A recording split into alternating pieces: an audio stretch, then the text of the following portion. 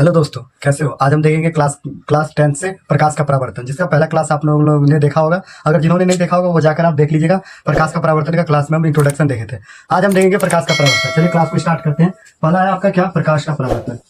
प्रकाश का परावर्तन, परावर्तन, ठीक है। चलिए सॉरी, यहाँ पर प्रकाश का परावर्तन है वो क्या देखेंगे, प्रकाश का परावर्तन। इस चैप्टर का सबसे इंपॉर्टेंट मोस्ट इंपॉर्टेंट क्वेश्चन भी है जिसमें प्रकाश का परावर्तन देखेंगे, ठीक है। चलिए जानते हैं प्रकाश का परावर्तन। इसमें स्पष्ट है प्रकाश, देखिए प्रकाश जो आप लोग पढ़ाए हुए थे, प्रकाश जो क्या होता है, जो उजाला लाइट को हम प्रकाश कहते हैं, ठीक। और वही परावर्तन, परावर्तन का मतलब होता है पढ़ना, और वर्तन का मतलब लौट जाना, मतलब पढ़ के लौट जाता है, उसी को क्या कहते हैं, प्रकाश का परावर्तन कहते हैं। चलिए जानते हैं प्रकाश का परावर्तन। जब प्रकाश किसी प्लेन सतह पर, समतल सतह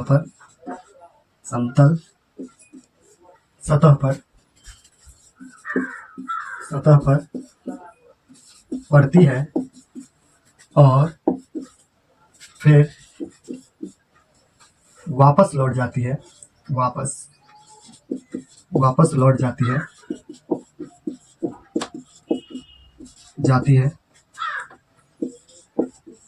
है उसी घटना को प्रकाश का परावर्तन कहते हैं। प्रकाश का परावर्तन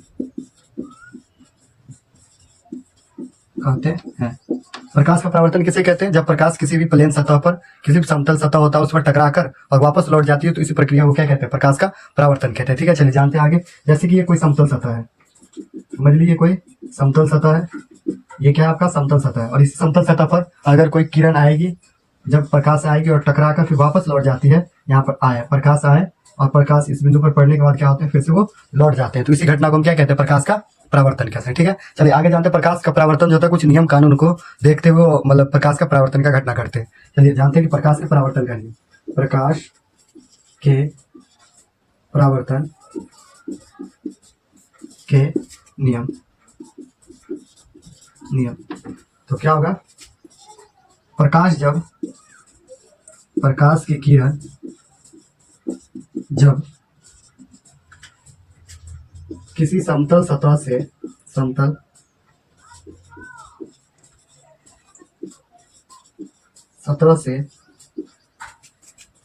टकराकर वापस लौटने समय जिस नियम का पालन करती है,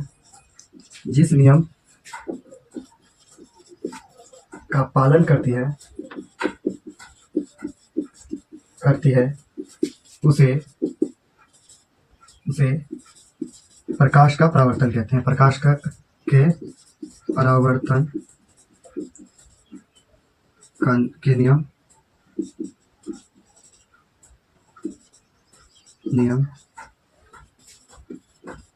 कहते हैं।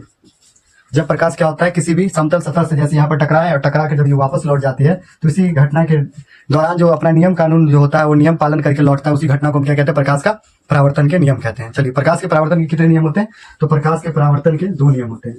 प्रकाश के परावर्तन के 2 नियम होते हैं।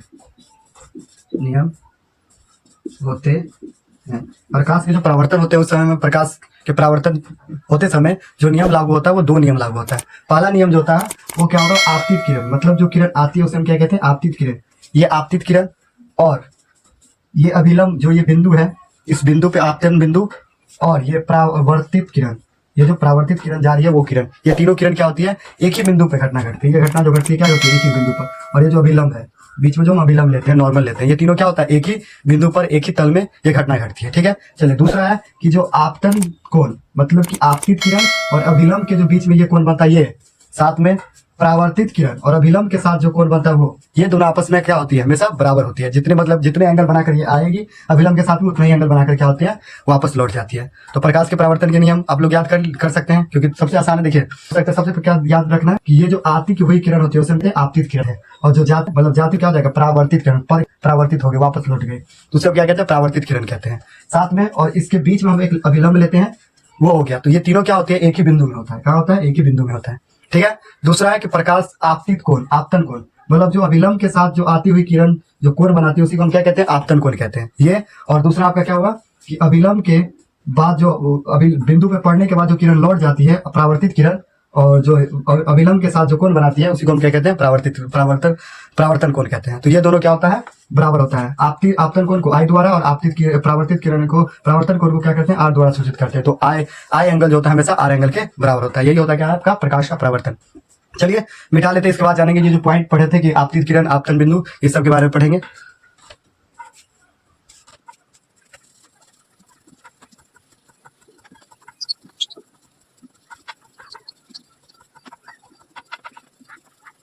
आगे देखते हैं। आपका क्या बताए होते हैं, कुछ पद होता है जैसे कि प्रकाश की परावर्तन की घटना जब घटती है, जैसे आपकी प्रकाश की परावर्तन की घटना जब घटती है, कोई भी प्लेन होता है और इस प्लेन पर जब कोई किरण पड़ती है, ये जब आपतित किरण पड़ती है और ये पढ़ने के बाद जो वापस लौट जाती है और बीच में जो विलंब होता है, तो इसी सब के बारे में पढ़ेंगे। तो सबसे पहले जानते हैं आपतित किरण। क्या जानेंगे, आपतित किरण।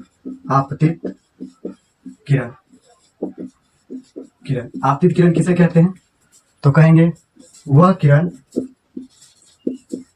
जो परावर्तक सतह पर पड़ती है उसे आपतित किरण कहते हैं। आपतित किरण कहते हैं, ठीक है। अगर इसे ए मान लें और इसे ओ मान लें तो ये ए ओ किरण जो हो जाएगी वो क्या हो जाएगी, आपकी आपतित किरण हो जाएगा। नॉर्मली याद आप रख सकते हैं आपतित किरण, आती हुई किरण। जो ये देखिए आती हुई किरण है तो इसी को हम क्या कहते हैं, आपतित किरण कहते हैं। औ से आपतित और अ से आती, तो आती हुई किरण को हम क्या कहेंगे, आपतित किरण कहेंगे। दूसरा है आपका परावर्तित किरण। परावर्तित किरण, तो परावर्तित किरण किसे कहते हैं, तो पढ़ के जो चली जाती है, जैसे यहाँ पर पढ़े और पढ़ने के बाद जो वापस लौट जाती है उसी किरण को हम क्या कहते हैं, परावर्तित किरण। तो वह किरण जो परावर्तक सतह से टकराकर वापस लौट जाती है,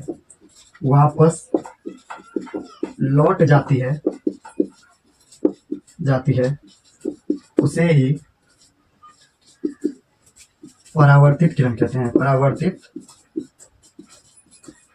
किरण कहते हैं। परावर्तित किरण किसे कहते हैं, जब प्रकाश क्या होता है, परावर्तक सतह पे पड़ने के बाद जो वो किरण लौट जाती है उसी किरण को हम क्या कहते हैं, परावर्तित किरण कहते हैं।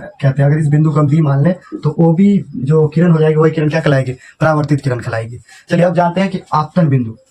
क्या जानेंगे अगला पॉइंट, आपतन बिंदु। आपतन बिंदु, तो आपतन बिंदु किसे कहते हैं, तो जो आपतित किरण जिस बिंदु पर मिलती है, परावर्तक सतह के जिस बिंदु पर मिलती है उसी को हम क्या कहते हैं, आपतन बिंदु कहते हैं। चलिए जानते हैं, वह बिंदु जो जहां आपतित किरण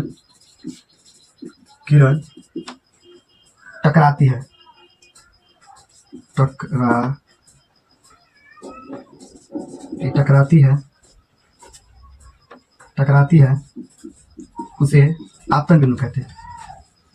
आपतन बिंदु कहते हैं। जहां पर क्या होता है कि वह बिंदु जहां पर क्या होता है कि आपतित किरण टकराती है, यहाँ पर ही आपतित किरण टकराती है तो इसी को हम क्या कहेंगे, आपतन बिंदु कहेंगे। ठीक है, चलिए आपतन बिंदु जहां पर आपतित किरण टकराती है इसे हम याद रखेंगे। ठीक है, अगला पॉइंट आपका अभिलंब। अगला पॉइंट क्या, अभिलंब। अभिलंब, तो अभिलंब किसे कहते हैं, तो आपतित किरण और अपरावर्तित किरण के बीच में जो लंब डाला जाता है उसी को हम क्या कहते हैं, अभिलंब कहते हैं। तो यहां से लिखेंगे आपतित किरण और परावर्तित किरण पर डाला गया लंब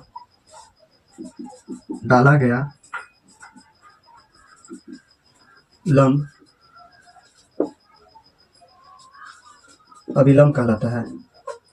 अभिलंब कहलाता है। ठीक है, चलिए अभिलंब किसे कहेंगे, तो जो आपतित किरण और परावर्तित किरण पे जो लंब डालता है उसी को हम क्या कहते हैं, अभिलंब कहते हैं। चलिए आगे देखते हैं। पहले के बार इस बार इसको एक बार रिवाइज कर लेते हैं।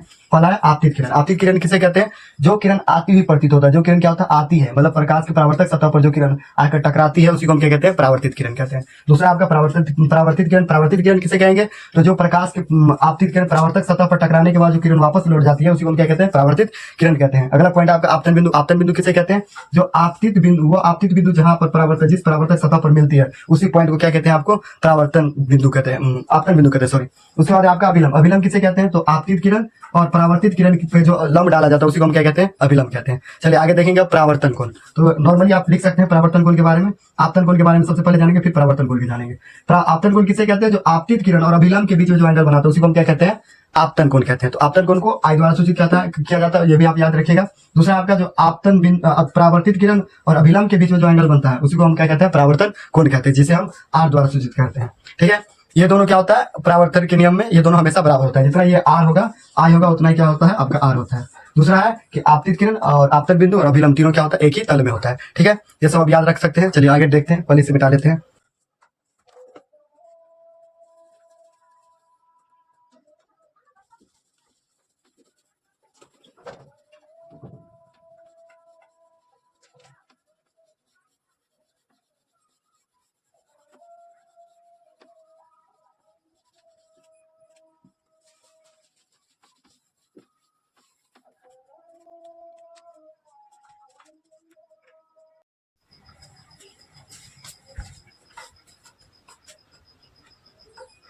चलिए दोस्तों हम आगे शुरू करते हैं। आगे शुरू करने से पहले आप अगर वीडियो अच्छा लग रहा हो तो सब्सक्राइब कर लीजिएगा, क्योंकि इस तरह के आपको लगातार मिलता रहेगा जब तक कि 12th का 10th का एग्जाम ना हो जाए। ठीक है, तो और हमारा लक्ष्य है कि आपका पूरा सिलेबस खत्म करके दे साइंस और मैथ का। इसलिए आप हमारे साथ जुड़ने के लिए चैनल को सब्सक्राइब कर लीजिएगा और अपने दोस्तों में भी शेयर कर दीजिएगा, क्योंकि आपके साथ साथ तो आपका दोस्त भी पास होना चाहिए, तो इसलिए अपने दोस्तों में भी शेयर कर लीजिएगा। अगर आप नोट्स लेना चाहते हैं तो नीचे में जो नंबर दिया हुआ है उस पर आप कॉन्टैक्ट कर सकते हैं। चलिए वीडियो को आगे शुरुआत करते हैं। अगला है आपका पॉइंट की दर्पण किसे कहते हैं? क्या जानेंगे आप? दर्पण किसे कहते हैं? 2 मिनट, सॉरी, दर्पण।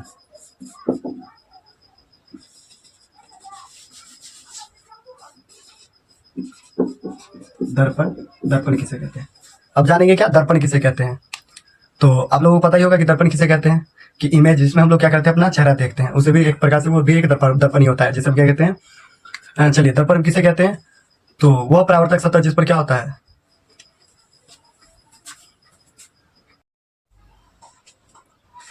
चलिए दोस्तों अब आगे देखते हैं। प्रतिबिंब। प्रतिबिंब प्रतिबिंब किसे कहते हैं? तो किसी बिंदु से किरणें, प्रकाश की किरणें दर्पण से परावर्तन के बाद जिस बिंदु पर मिलती है या मिलती हुई पड़ती है उसी को क्या कहते हैं? प्रतिबिंब कहते हैं। चलिए जानते हैं, किसी बिंदु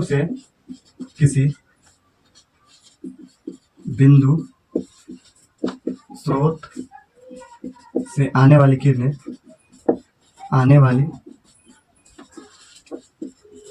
बाद जिस बिंदु पर मिलती है, परावर्तन के बाद जिस बिंदु पर मिलती है या मिलती हुई प्रतीत होती है उसे प्रतिबिंब कहते हैं। प्रतिबिंब कहते हैं। चलिए समझ में आया दोस्तों, क्या कहते हैं प्रतिबिंब किसे कहते हैं? जब किसी बिंदु से आती हुई किरणें दर्पण से परावर्तन के बाद जिस बिंदु पर मिलती है या मिलती हुई प्रतीत होती है। क्या है? किसी बिंदु स्रोत से आने वाली किरणें परावर्तन के बाद जिस बिंदु पर मिलती है या मिलती हुई प्रतीत होती है उसी को हम क्या कहते हैं? प्रतिबिंब कहते हैं। ठीक है, प्रतिबिंब 2 प्रकार का होता है। प्रतिबिंब कितने प्रकार के होते हैं? प्रतिबिंब 2 प्रकार के होते हैं। प्रतिबिंब 2 प्रकार के होते हैं। पहला जो होता है आपका वास्तविक प्रतिबिंब होता है। वास्तविक प्रतिबिंब। दूसरा आपका क्या होता है? काल्पनिक प्रतिबिंब। काल्पनिक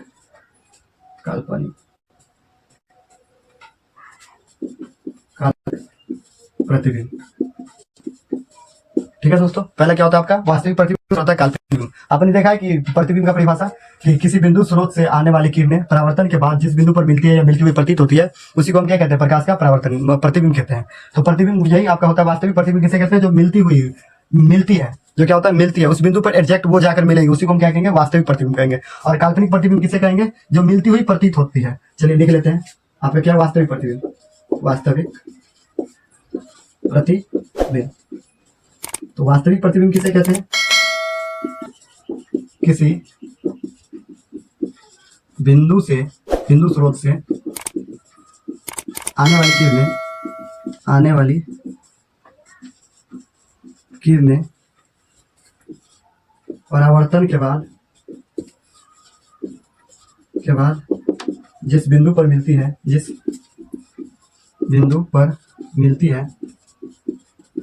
मिलती है उसे वास्तविक प्रतिबिंब कहते हैं। वास्तविक प्रतिबिंब कहते हैं, प्रतिबिंब कहते हैं।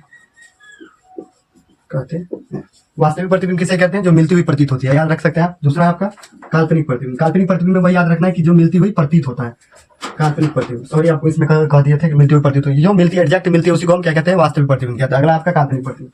काल्पनिक प्रतिबिंब काल्पनिक प्रतिबिंब किसे कहते हैं, किसी बिंदु स्रोत से आने वाली किरणें परावर्तन के बाद जिस बिंदु पर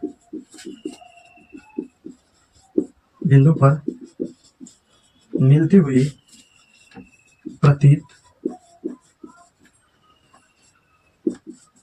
होते हैं उसे काल्पनिक प्रतिबिंब कहते हैं। काल्पनिक